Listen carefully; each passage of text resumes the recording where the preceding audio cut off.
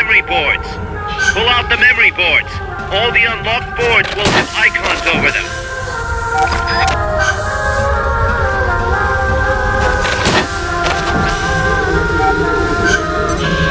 Any board you remove can be...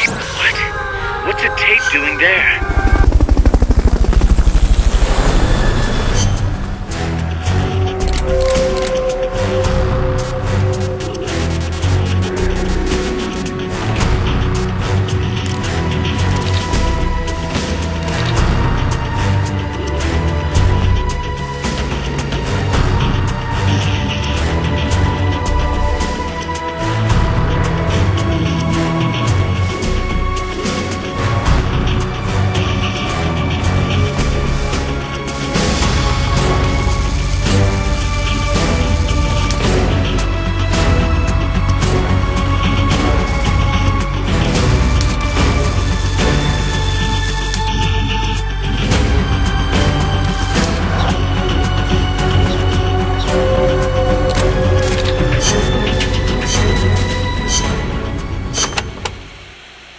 As of today, I will be living here at Mother Base. Now my real trial begins. Zadornov was paying my room, board, and tuition, but he has since been captured. I told the man that with no more money from the KGB, I could no longer afford school.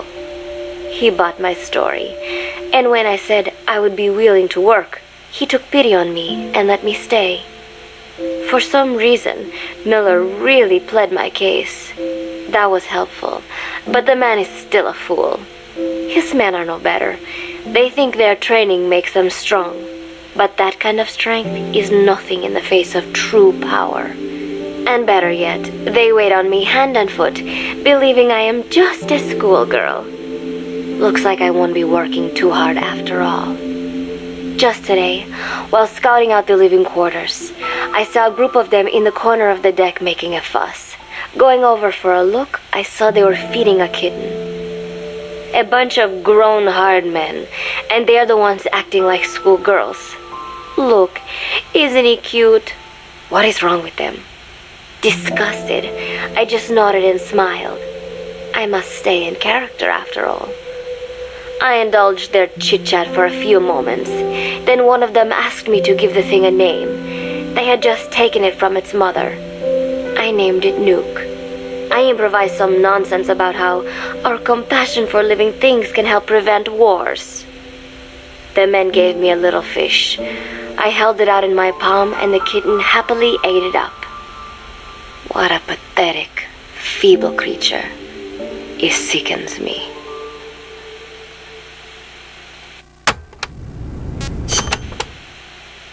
Today, Chico invited me to go fishing with the soldiers.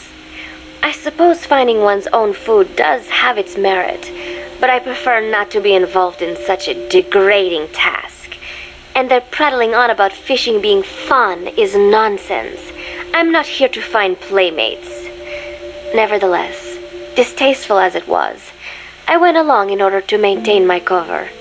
Chico thrust a fishing pole into my hands, and we went up onto the deck where several soldiers had gathered. They welcomed us warmly. With so few women aboard Mother Base, I'm treated like a princess. No one suspects I am neither a teenager nor a student. It was nice and sunny, with a gentle breeze and waves. As I cast my line and waited for a bite, the soldiers began to ask me all sorts of questions. As always, I answered according to our predefined scenario, feigning a smile. As I sat there feeding them lies, the fish began to bite, and the soldiers began to focus on their prey. Chico had his bait stolen by a fish, and got so angry that he stood up and nearly fell into the sea. Everybody laughed. It almost made me want to join in too. At some point, I got a bite myself. The instant after I felt that first gentle tug, the fish yanked the line with astonishing strength, and I let out a cry of surprise. I thought he was going to be huge.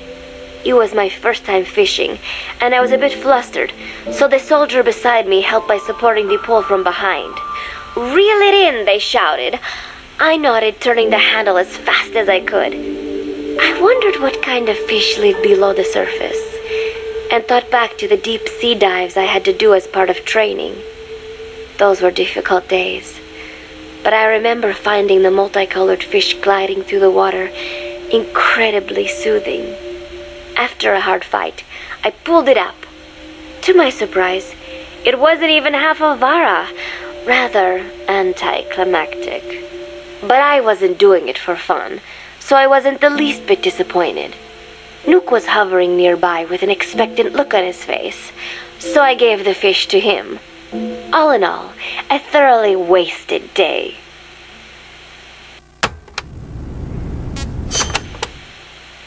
Preparations are coming along nicely.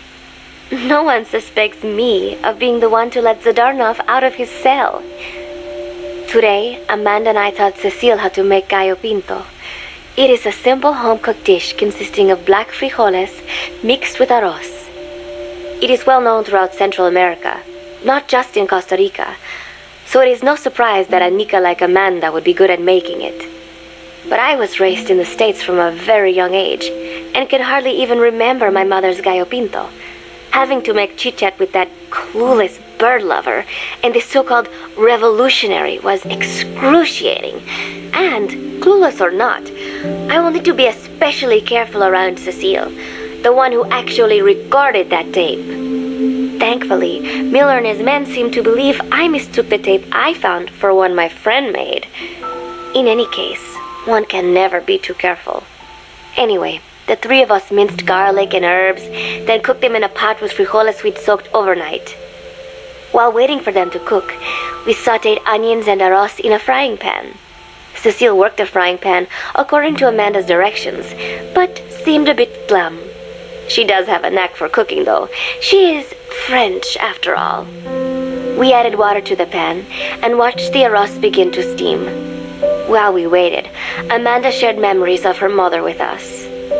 They had been separated because of Simosa, but the taste of her mother's cooking was still fresh in her mind. When the frijoles were ready, we drained the water, stir-frying them with the rest of the vegetables. Quite a complicated process for home cooking. Nonetheless, it kept them occupied. The longer we sat and talked, the greater the chance of my arousing their suspicions. With women, it is not enough to just bat your eyelashes and giggle. It takes a lot of effort to divert attention.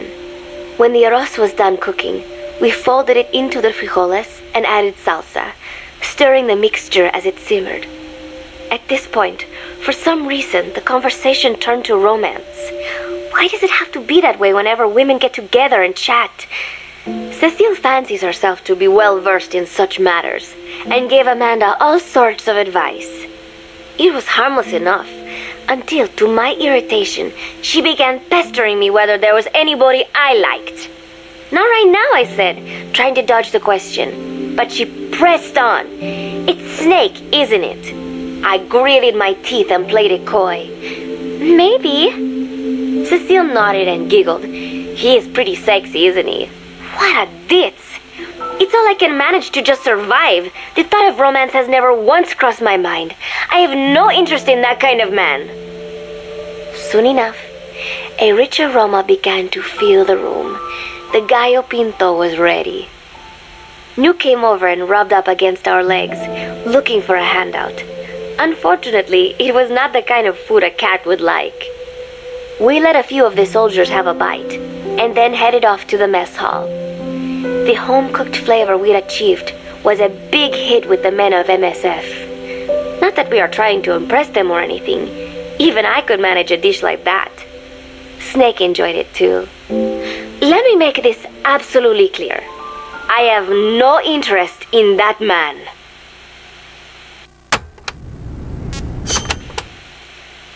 Football, or soccer as it is known in the States, is extremely popular here.